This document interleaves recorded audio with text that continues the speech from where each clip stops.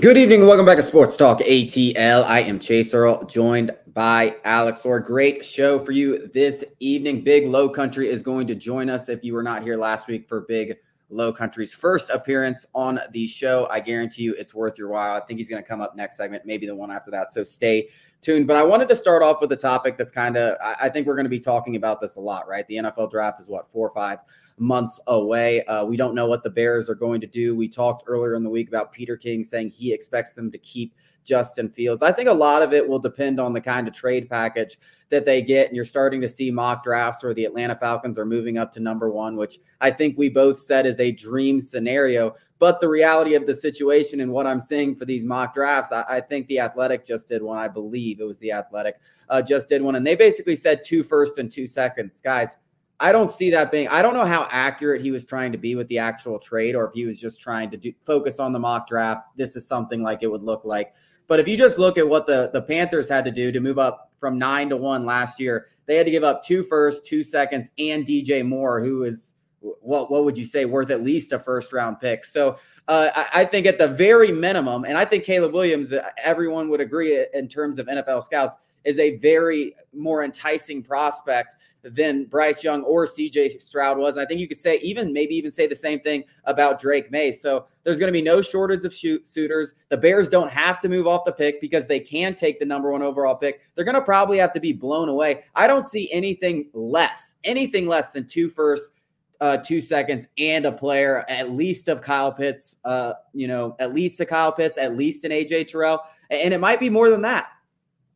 Yeah, I think that the price starts at the Panthers price from last year, which is what you just mentioned, 2 firsts, 2 seconds, and a player of DJ Moore caliber. DJ Moore was on a new extension. I think it was like 3 for $60, something like that, around there. So I don't know if that entices the deal, if that sweetens the pot, or would you rather have somebody like Terrell or Pitts that you can work out your own contract with? I don't know about all that in terms of the player value. But yeah, I agree. I think the compensation starts at 2 firsts, 2 seconds, and a player.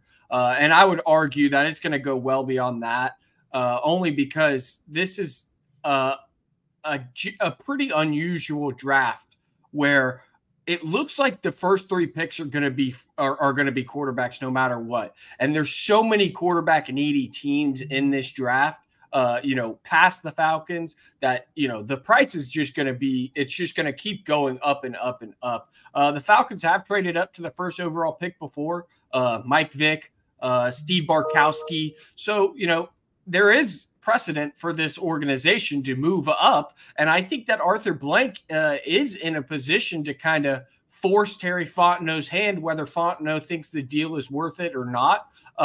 It's clear that Fontenot doesn't have say-so power in all of this. It's going to be a Rich McKay and Blank decision. And Fontenot's just going to be the one negotiating, kind of like a puppeteer almost. So I think it's going to be 3 first-round picks, a couple of seconds, and still a Kyle Pitts, an AJ Terrell type player for the Bears to build around. And that's a big if. If I'm the Bears, obviously, if I'm in charge, I'm taking the Caleb Williams pick.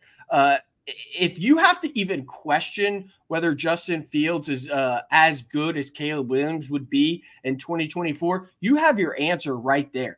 I mean, if you have to wonder, then you already know your answer.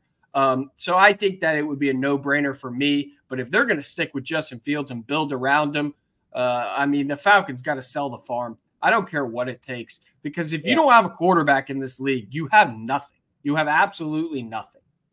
Yeah, a couple of things I want to say. I agree with you on the Bears. I mean, I think they would be absolute idiots to give up this pick. I don't care. And I do think they do. I do think they end up trading Justin Fields and not the number 1 overall pick. I tend to agree with you there, but we'll see. I mean, listen, when have the Bears, just like the Falcons, when have they ever done something correct? I guess last year you could say taking Bryce Young, but then you could have been like, well, they could have taken CJ Stroud. I'm sure they would much rather have CJ Stroud right now. The other thing I want to say is going back to the Blank thing. I think it's very clear that this quarterback decision, if the coach's decision is up to Arthur Blank, I can guarantee you this quarterback decision is going to be up to Arthur Blank. So if there is an opportunity That's the one thing that kind of gives me confidence in this is I think Arthur Blank will move mountains to be like, whatever, we're going and getting, Terry Vaughn, you can have your say of which one of these guys that you want. I have my opinion, but we're going up to number one and we're getting a quarterback. I will say that's one thing that I feel confident that if it becomes available, he will do. I came up with a hypothetical trade, so I just wanted to talk about it, and I wanted to hear what you think about it. I think we'll both agree because, like we said, we'll sell the farm. But it was 2 firsts, 2 seconds, and AJ Terrell and Kyle Pitts, the guys I just included both of them. I think if you are the Bears and you are looking to rebuild around Fields, I think you really solidify your defense, especially the secondary. It's an improved unit, especially over the second half of last season. AJ Terrell makes that look like a really good unit going into 2024. Kyle Pitts obviously gives you another weapon. You can take one of these, another talented wide receiver with the 8th pick, or maybe get help across the offensive line with the 8th pick. And then, of course, it's just kind of standard, another first round, another couple second round picks. But in my opinion, it's a lot for the Falcons. And I think there's going to be a lot of fans on there be like, dude, no way it'll take that much. And I'm here to tell you, yes way, because like I said to open the show, not only is Caleb Williams and Drake May 2 blue chip prospects that everybody wants to get their hands on, much more so than CJ Stroud and Bryce Young a year ago, the Bears don't have to move the pick. So, unless you give them something that makes them stick with Justin Fields, they can just say, nah, we're good. We'll just trade Justin Fields. So I think that's another aspect a lot of people have to take into consideration. They hold all the cards, all the bargaining power. You're basically going to have to bend the knee. We'll see if the Falcons do it. Yeah, I think that's about in line. I would say Pitts is a first, Terrell is a first. It's going to take 4 first-round commodities, if that makes sense, whether they're first-round picks or players that would kind of be first-round picks.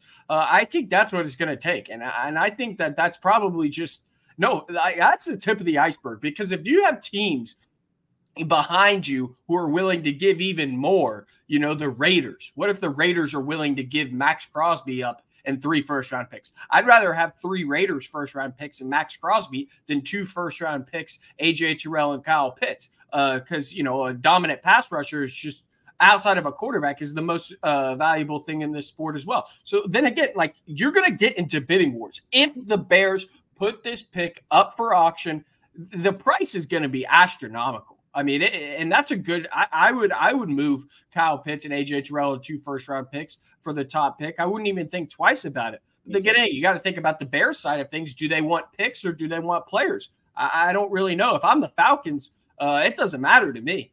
It doesn't matter at all.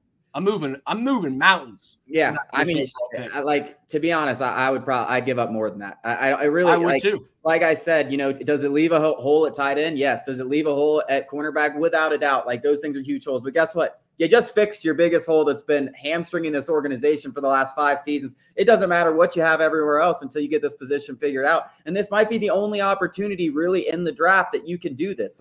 If let's say they do trade this pick, the next 2 picks are probably going to be Jaden Daniels and Drake May. And I don't think Washington or the Patriots are looking to trade either of those picks. So really, this is your opportunity. You want to land a blue chip prospect this year, which we all do. This is your chance. And you're not just landing a blue chip prospect. I know some people are down on Caleb Williams, but let's be real about Caleb Williams.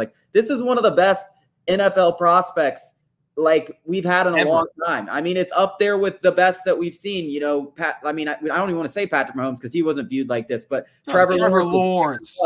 Those guys, this is that kind of prospect. If you want to get that, which it's almost incredible it's potentially available, give up everything. Just strip it down, bare bones.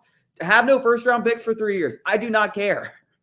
I couldn't care less. I mean, people are really overvaluing. First of all, AJ Terrell needs a new contract. Kyle Pitts is going to hint he needs his 5th-year option is going to have to be decided this offseason and then a new contract. So it's not like the Falcons are getting rid of these super valuable guys. Yes, they're super valuable to an extent, but now we're going to have to go pay him. Terrell's going to get top of the market. He's not a top of the market cornerback. Kyle Pitts hasn't really come, netted the guy that we thought we were getting after his rookie season. Take them all. The quarterback is the most valuable position in this sport. And you want to talk about a Super Bowl without a quarterback? You're delusional. You're delusional. You need a quarterback. I completely agree with you 100%, and hopefully it comes to fruition. Coming up after the break, a big low country is going to join us to talk about Arthur Smith and the future of the Falcons organization.